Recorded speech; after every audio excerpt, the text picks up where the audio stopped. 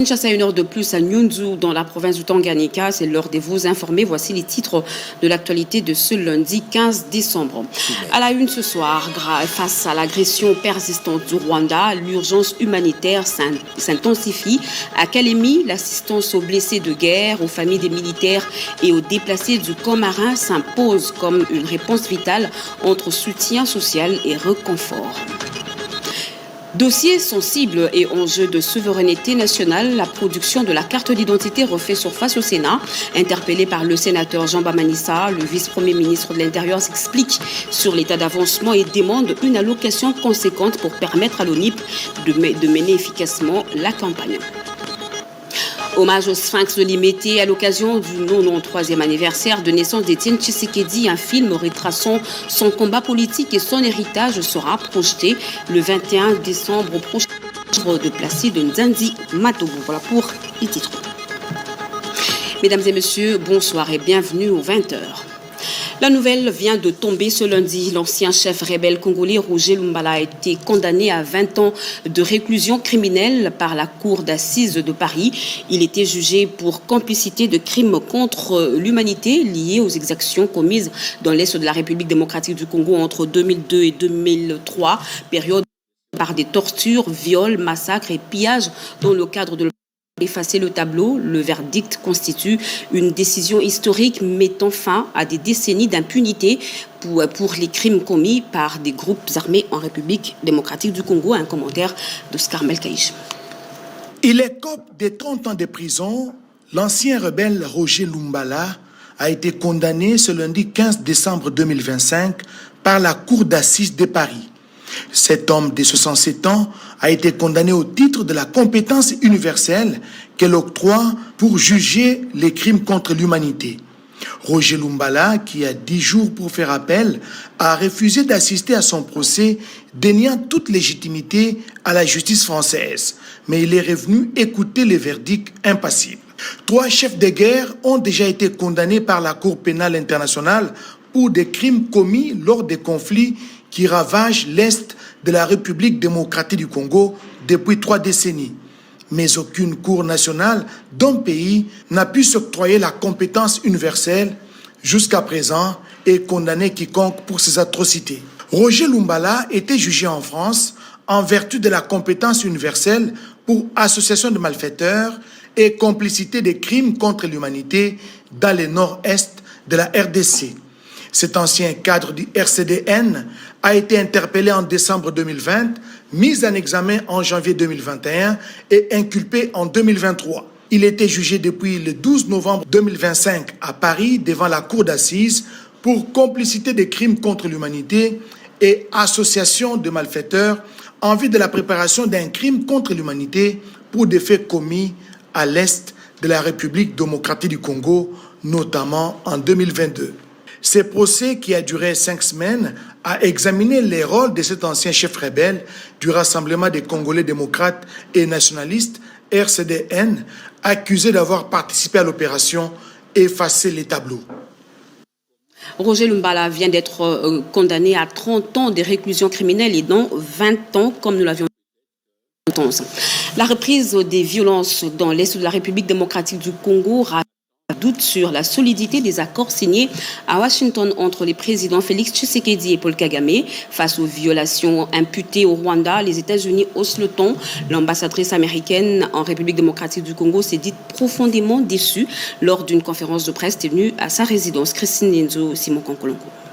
Les accords de paix signés entre la RDC et le Rwanda le 4 décembre 2025 sous la supervision du président des États-Unis, Donald Trump, visent le renforcement des engagements de ces 2 pays pour mettre fin à plusieurs décennies de conflits, favoriser la coopération économique et jeter les bases solides d'une paix durable.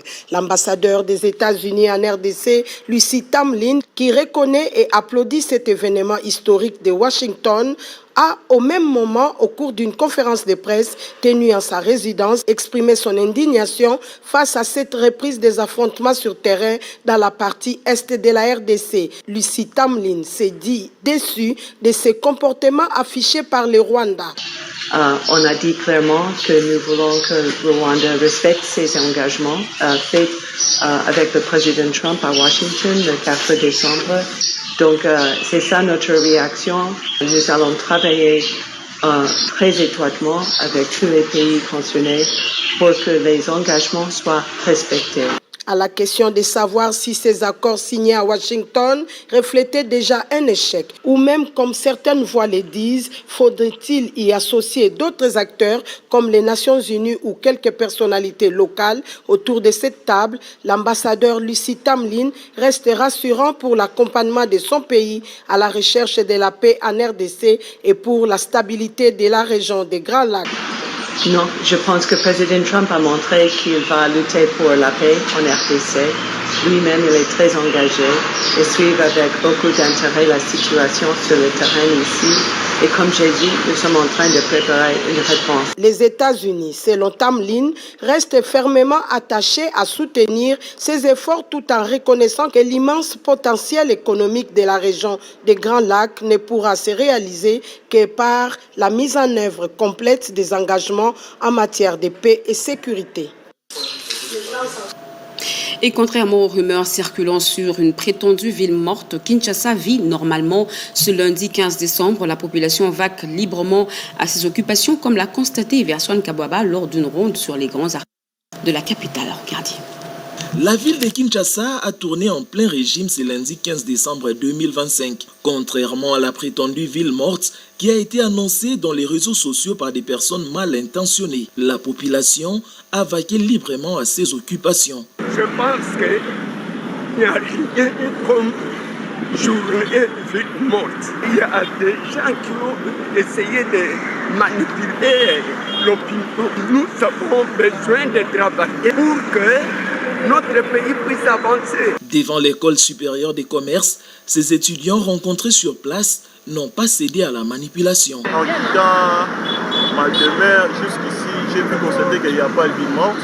Les transports sont en train de se véhiculer tranquillement, calmement, donc il n'y a pas de ville morte. À ceux qui sont à la maison, mes collègues, camarades étudiants, je vous appelle tous à limiter, à être vigilants. Donc à ne pas se confronter à des histoires qui sont cacophonées, qui peuvent troubler. Nous étant qu'intellectuels, nous tous nous suivons les règlements de notre institution. Donc si nos universités, nos institutions ne donnent pas un programme fiable concernant ces jours, pourquoi rester à la maison? Je n'ai pas compris raison nini baavansaki pour la ville morte, mais biso tozotanga bana bazali na classe remise et reprise pesa na kati ya ISS. On n'a pas senti ça. Un rendez-vous manqué par les manipulateurs et les habitants de Kinshasa ont plutôt suivi le mot d'ordre de l'autorité urbaine. Fidèle à l'un des piliers majeurs de son programme sur l'amélioration des conditions de vie des militaires et de leurs dépendants, le vice-premier ministre en charge de la Défense nationale des anciens combattants, Guy Kabombo Modianvita, a fait suivre sa récente visite à Kalemi d'actions concrètes. Une assistance sociale d'envergure a été apportée aux blessés de guerre et à leurs familles déplacées de Bukavu et de Goma installées au camp marin, traduisant une volonté claire, ne laisser aucun soldat ni aucune famille au bord du chemin. Je reste au Fondji.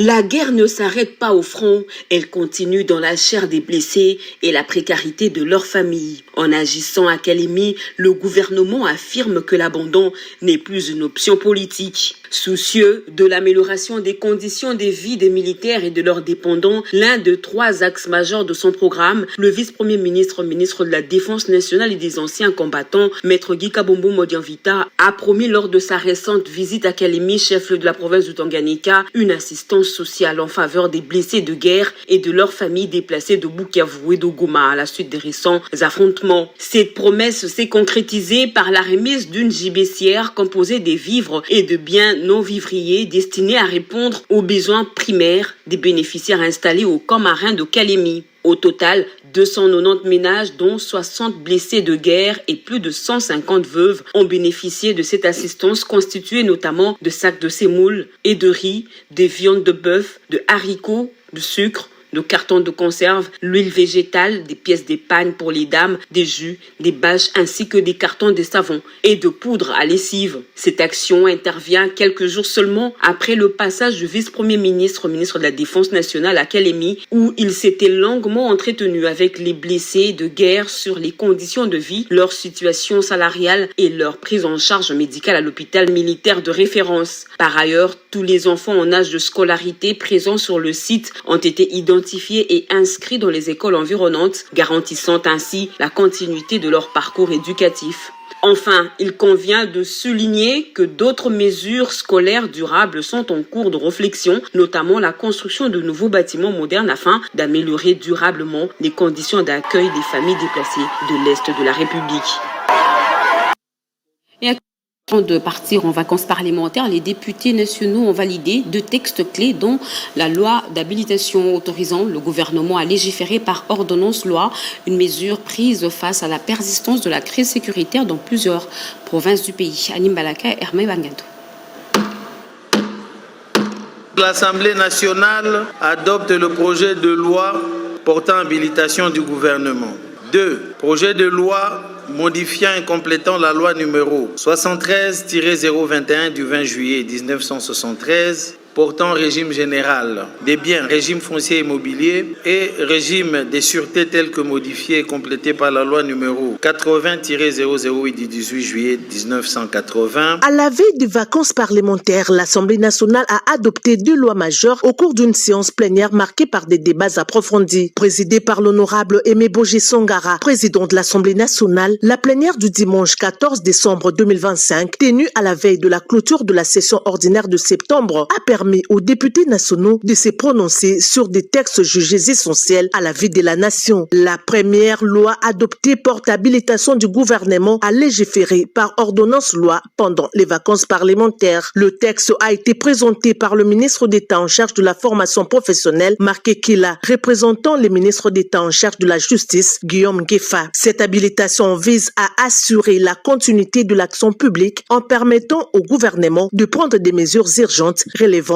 du domaine de la loi. La seconde loi adoptée concerne les régimes des biens, le foncier et l'immobilier. Après un examen approfondi par une commission mixte regroupant les commissions politiques, administratives et juridiques ainsi que celles de l'aménagement du territoire, infrastructures et nouvelles technologies de l'information et de la communication. Sur les 420 députés nationaux présents, tous ont voté en faveur de ces 2 lois désormais transmises au chef de l'État Félix Antoine Tshisekedi Tshilombo pour promulgation conformément à la Constitution. Enfin, la plénière a été marquée par la présentation d'une motion d'information sur la situation préoccupante des enfants de la rue dans la ville de Lubumbashi, dénonçant des arrestations arbitraires assimilées à des actes de kidnapping.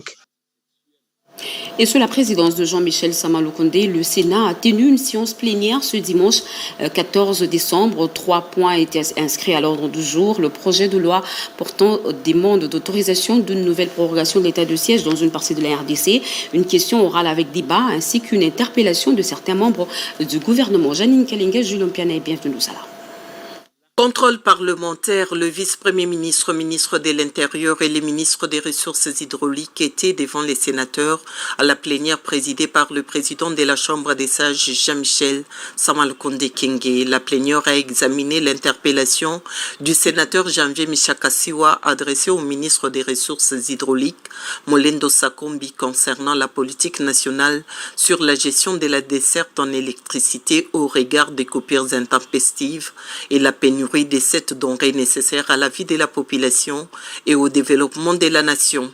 Par ailleurs, le vice-premier ministre, ministre de l'Intérieur, décentralisation et affaires coutumières, Jacquemaine Chabani, a répondu aux préoccupations exprimées par les sénateurs Jean Bamanissa Saïdi et Jean-Pierre Batumoko au sujet des cartes d'identité. Jacquemaine Chabani a évoqué les obstacles rencontrés par l'Office national d'identification de la population dans dans l'exécution de ses tâches et il a ainsi plaidé pour une augmentation des crédits alloués à la production et à la délivrance des cartes d'identité dans les délais impartis. Après les réponses du VPM de l'Intérieur, les sénateurs Batumoko et Jean Bamanissa ont à tour de rôle formulé quelques recommandations. Le speaker de la Chambre haute du Parlement, Jean-Michel Samalkonde Kenge, a promis de transmettre toutes ces recommandations au gouvernement avant de remercier ses membres du gouvernement pour leur engagement lors de cet exercice de redevabilité parlementaire. Au cours de cette même plénière, la prorogation de l'état de siège a été autorisée pour la énième fois. Son économie a été présentée aux sénateurs par le ministre de la Formation professionnelle Marc Ekila. Le projet sera transmis au président de la République, Félix Antoine Tshisekedi Tshilombo, pour promulgation. Et justement, à propos de la production de la carte d'identité nationale, le vice-premier ministre Jacques Chabani a répondu à la question orale avec débat lui posée par le sénateur Jean Bamanissa. Ce dernier a appelé le gouvernement à plus de transparence sur l'état d'avancement de ce dossier crucial, véritable enjeu de souveraineté et de sécurité pour le pays. Boubouanan Mokonzi. Plus de zones d'ombre autour de la question liée à l'identification des Congolais et à la production de la carte d'identité nationale face aux sénateurs lors d'une séance plénière tenue le dimanche dernier à la Chambre haute du Parlement. Le vice-premier ministre, ministre de l'Intérieur, Sécurité, Décentralisation et Affaires coutumières, Jacques Chabani, a premièrement reconnu que plusieurs blocages ont entravé le processus de la production de ces cartes par les passés avant de donner les calendriers indicatifs estimés par l'ONIP dès lors que les marchés auront été attribués aux prestataires techniques reconnus. Notre objectif commun est de transformer cette question en solution concrète. Voici donc les éléments de réponse structurés et regroupés selon les 4 axes principaux qui ont guidé vos interrogations. S'agissant de l'identification et de la production de la carte nationale d'identité, le calendrier de production et de délivrance de la carte nationale d'identité, aux contraintes rencontrées, aux dispositions envisagées pour y répondre et aux garanties offertes, nous souhaitons brosser quelques étapes à passer en revue avant de répondre directement à cette question. Il a par ailleurs profité de l'occasion pour solliciter des sénateurs une allocation conséquente liée aux opérations de l'Office national d'identification de la population, ONIP, en 2026. Et du bitume de Lubumbashi au chantier de Kanyama-Kasese, 153 jeunes d'Ikluna amorcent un nouveau départ à cheminer vers le centre de service national. Ces anciens délinquants entament un processus de transformation en citoyens utiles grâce à un encadrement strict axé sur la discipline, l'apprentissage et la réinsertion sociale. Cédric Yaninambo. En route vers la réinsertion, en route pour une nouvelle vie. À Lubumbashi, dans le Haut-Katanga, l'exécutif provincial passe à l'action contre le banditisme urbain. 153 Kuluna au total, dont 12 filles, ont été embarquées à bord d'un cargo à destination de Kanyama-Kasese. Objectif, leur rééducation et leur réinsertion sociale sous la supervision du service national. Quand ils vont à Kanyama-Kasese, ils voient la mort. Non, il n'y a pas la mort. Donc nous voulons qu'ils soient vraiment utiles, au lieu qu'ils restent en plein centre-ville en train de tracasser les gens. Là où ils vont être formés par le général Kabouik avec toute son équipe. Nous voulons que demain, après demain, vous venez de les souligner, qu'ils soient des grands bâtisseurs. Ces premiers convois, encadrés par le chef de l'exécutif provincial du Haut-Katanga et les représentants du commandant du service national, marquent une nouvelle phase dans la lutte contre l'insécurité. Parmi ces jeunes, certains ont volontairement accepté de changer de vie. D'autres ont été rattrapés par la loi. À Kanyama-Kasese, ces jeunes recevront une formation civique, militaire et professionnelle pour leur offrir une seconde chance. Le message est clair, la République ne cédera plus face à la délinquance. Les acteurs de l'agriculture, de la production à la consommation sont autour d'une même table pour imaginer les nouvelles voies qui développent ce secteur. Société civile, experts et fédérations des entreprises du Congo vont mettre des recommandations sur la table de gouvernement à l'issue du colloque agricole de 3 jours au fleuve Congo Hôtel. Regardez. Sommes-nous prêts à donner des pistes de financement du secteur agricole? Sommes-nous prêts à donner accès aux produits agricoles de la RDC au marché intérieur et extérieur? Sommes-nous prêts, à partir de la coopération internationale, de relancer notre secteur? C'est par ce questionnement interpellateur que le secrétaire général à l'agriculture, Damas Mamba Mamba, a, au nom du ministre d'État, ministre de l'Agriculture et Sécurité alimentaire, Moïndo Nzangi Butondo, ouvert le colloque agricole d'échange d'expériences entre les organisateurs de la société civile, les experts, les scientifiques et les acteurs politiques sur la praticabilité de la relance agricole et la sécurité alimentaire en période de fragilité. Pour avoir la revanche du sol sur le sous-sol, comme le veut le président de la République, Félix Antoine Tshisekedi, il faut changer de paradigme, prendre des décisions courageuses dans les secteurs agricoles. Il est donc attendu de ce forum des recommandations pertinentes pour plus d'efficacité de la politique agricole congolaise.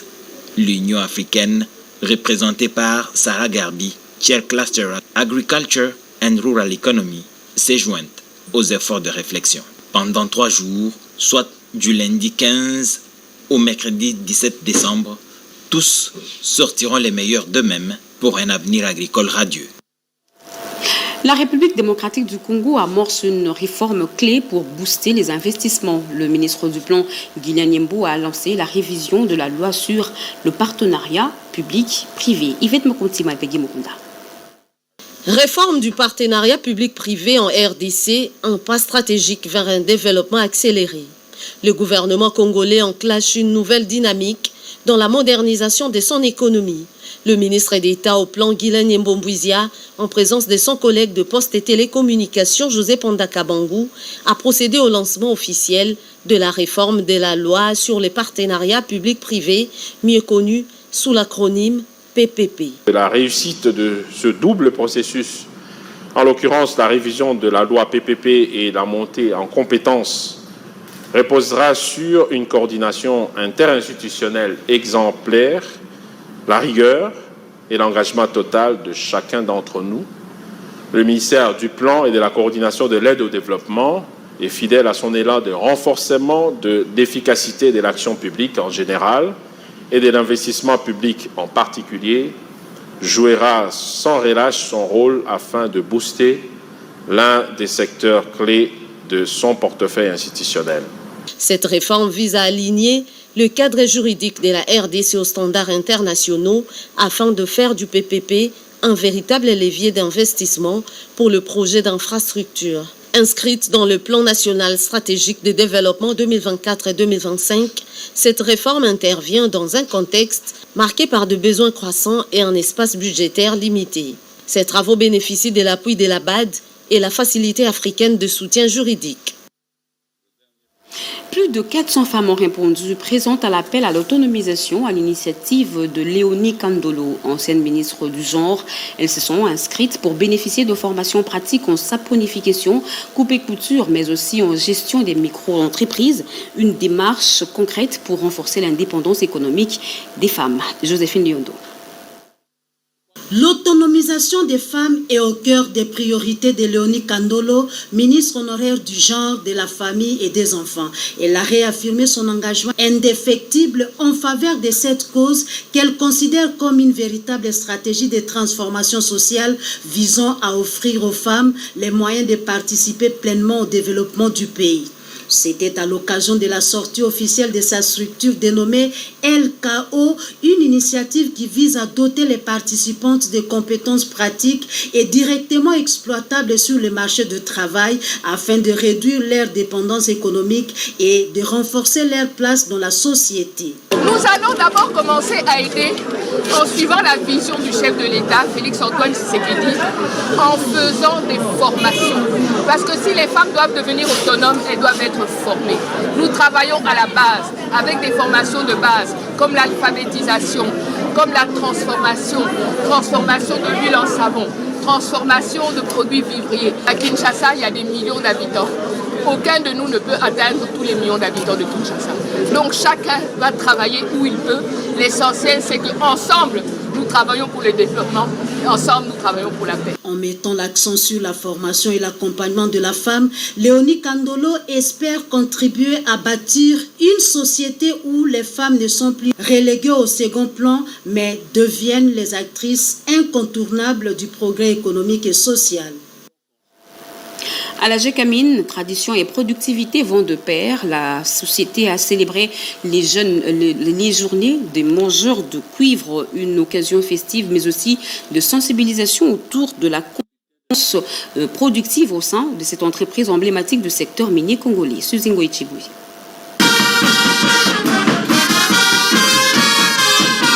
Les manifestations relatives aux mangeurs de cuivre à la Générale de Carrière et des Mines ont vécu du 11 au 12 décembre 2025 en présence du directeur général Placide Nkala.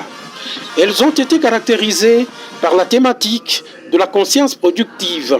À cet effet, plusieurs activités récréatives ont été organisées sous la conduite de la présidente des mangeurs de cuivre Ngoy Kamoni Don Parfait. Tout a commencé par une messe d'action de grâce dite en la chapelle Saint-Éloi par l'abbé Tibal. Il a axé son homélie sur Ésaïe 48, versets 17 et 18, dont le contenu a constitué l'exhortation à l'émergence de la Générale de Carrière et des Mines, appel fait aux agents et cadres de cette société du portefeuille par l'officiant du jour. Aussitôt après, les mangeurs de cuivre se sont recueillis au mausolée symbolique du cimetière de la Gécamine Penga Penga en mémoire des pionniers et fervents mangeurs de cuivre. Il s'en est suivi respectivement au stade de la cité Gécamine des rencontres sportives entre les équipes féminines et masculines. À cet effet, la présidente des MUC, mangeurs de cuivre, s'est exprimée en ces termes. Représente nos ancêtres, parce que nos ancêtres, avant nous, ils ont débuté avec les micro. Dans cette époque-là, le cuivre faisait l'échange.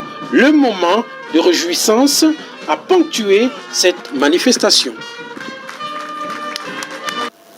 Et les femmes entrepreneurs de Bomoko et de Ketoyangolo renforcent leur capacité de production grâce à une minoterie offerte par la FEC avec l'appui financier de l'Agence française de développement dans le cadre du programme Full Up Woman. Séverine Pascal. Ces femmes évoluant dans la coopérative Ketoyangolo et Bomoko ont bénéficié ce samedi 13 décembre 2025 d'une minoterie pour augmenter leur capacité de production. Il s'agit de l'aboutissement d'un projet de la coordination de l'incubateur Pull Up Business Women qui accompagnait les femmes de 3 provinces dans la formation et les coachings dans différentes filières avec l'appui de Caritas Congo et Alpha News.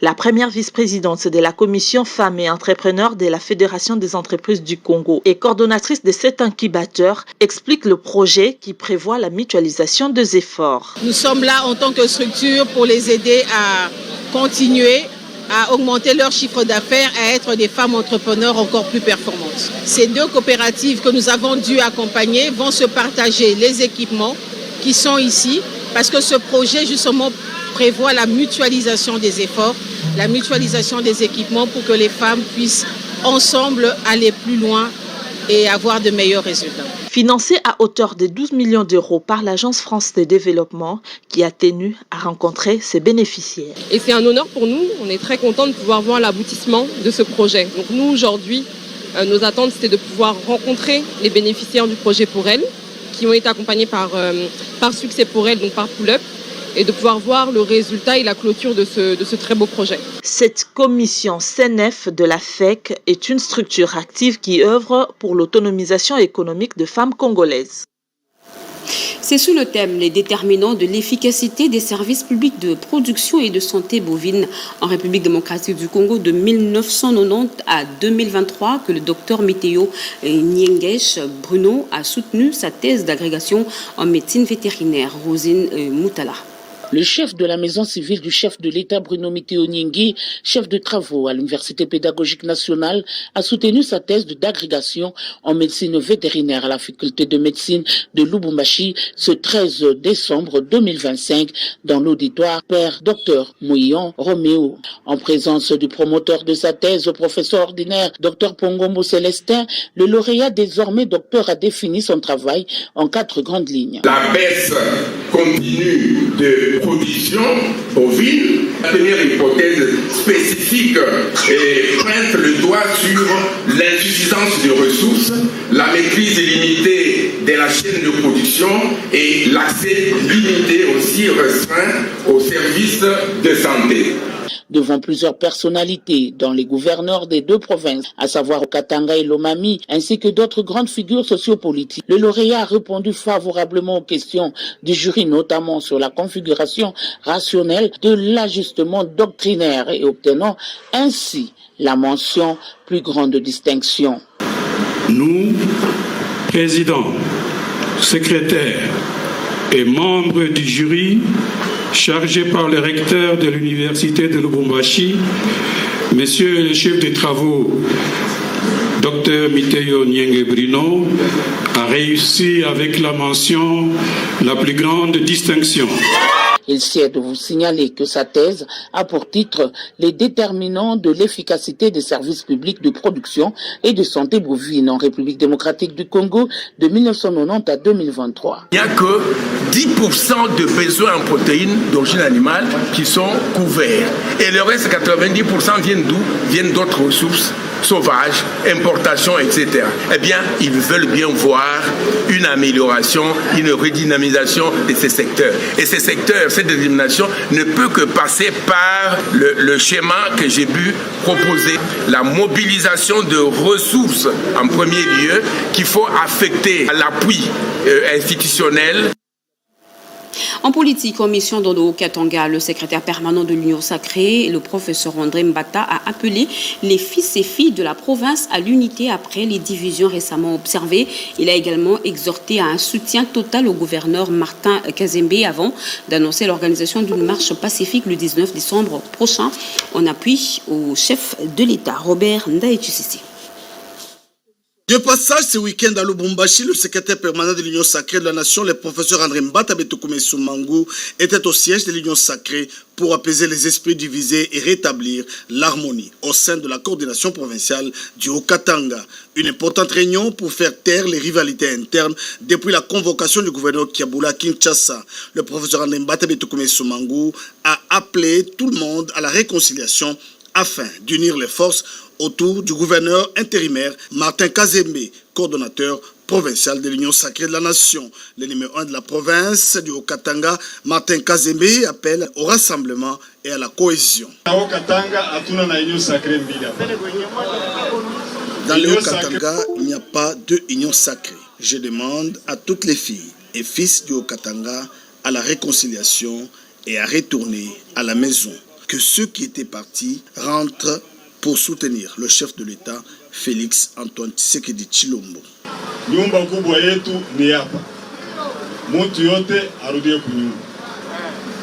besoin de l'unité. Le secrétaire permanent de l'Union sacrée de la Nation, le professeur André Mbata Betoukoumé Soumangou, a souligné l'importance de l'unité et de la réconciliation autour du gouverneur Martin Kazembe en cette période de l'agression rwandaise, car les divisions internes nuisent à l'efficacité de la sécurité de la province. André Mbata a annoncé une marche pacifique le 19 décembre 2025 pour sensibiliser l'opinion publique sur la menace sécuritaire à l'est de la République démocratique du Congo. Excellence gouverneur, je dis à tous les membres de l'Union sacrée qui sont ici que le 19 décembre, nous avons lancé l'appel à la mobilisation générale. Nous allons marcher, pour dire au monde entier que nous sommes contre l'agression du Rwanda. Que nous soutenons les accords qui tendent à mettre fin à cette agression.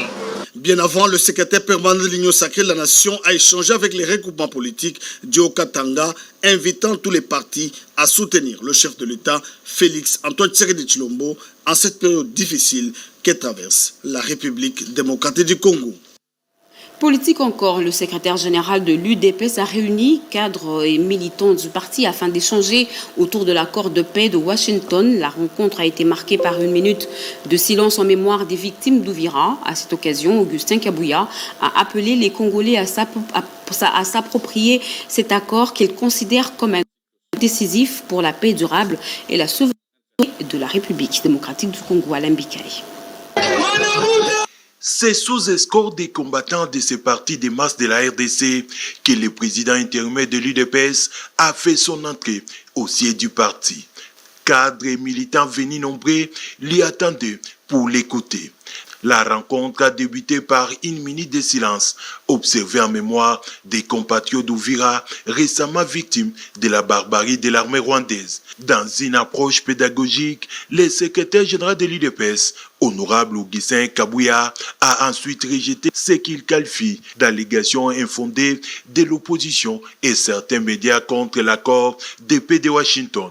Pour Augustin Kabouya, cet accord marque un tournant décisif dans les longs conflits meurtriers entre la République démocratique du Congo et le Rwanda, un conflit qui a coûté déjà la vie à plus de 10 millions de Congolais. Il a souligné que la signature de cet accord vise à préserver l'intégrité territoriale et la souveraineté nationale face à l'agression rwandaise. Sur un ton ferme, le numéro 1 de l'UDPS a appelé les Congolais à s'approprier cet accord et à collaborer avec les services de sécurité et de défense nationale. Présent à cette manifestation, Patrick Onoya, cadre de l'UDPS et auteur de l'ouvrage 15 raisons pour s'approprier les deals RDC États-Unis d'Amérique, a salué un accord qu'il qualifie d'opportunité stratégique. Contrairement à ce qu'une certaine presse veut présenter, les accords de Washington sont réellement des accords qui vont nous amener vers la paix et la prospérité en République démocratique du Congo. Concernant la convocation du congrès extraordinaire de l'UDPS, initialement prévu pour le 10 décembre en cours, le député national a précisé que la direction du parti attend encore les rapports des deux commissions techniques avant de convoquer cette grande messe politique.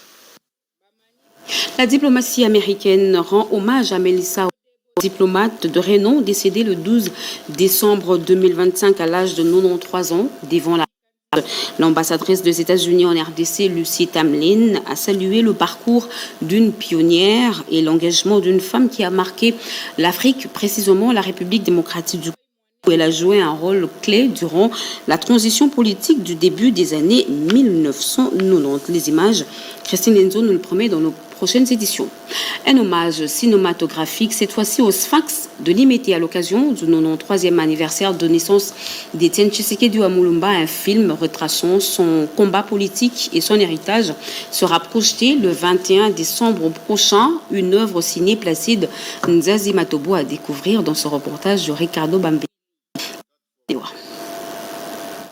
Cette rencontre avec le professionnel des médias visait à annoncer officiellement la sortie prochaine du film documentaire Vision et héritage politique du docteur Étienne Tshisekedi Wamulumba, dont la projection est prévue le 21 décembre prochain dans la grande salle du Centre culturel Boboto. L'œuvre se veut un moment de mémoire, de réflexion et de transmission à l'intention des générations présentes et futures. Depuis 2024, janvier, de pouvoir écrire avec des compatriotes de Congolais l'histoire récente et un peu plus lointaine de l'homme, de la République démocratique du Congo, sachant qu'il est, n'est-ce pas, dans cette première vague de nos pères qui ont donné la voix par rapport à la politique de notre pays. Et l'homme a combattu pendant plus de 37 ans. C'est énorme pour un homme qui est resté égal à lui-même. Il a refusé des privilèges. Il a refusé les honneurs. Il a refusé tout ce qu'on pouvait, n'est-ce pas, lui présenter pour voir le peuple congolais jouir de liberté, jouir de ses droits, mais également d'une certaine justice distributive. Réalisé par Martin Kitoudi Barwani et placé sous la direction artistique de Dadi Kakassa Ndiongo, ces documents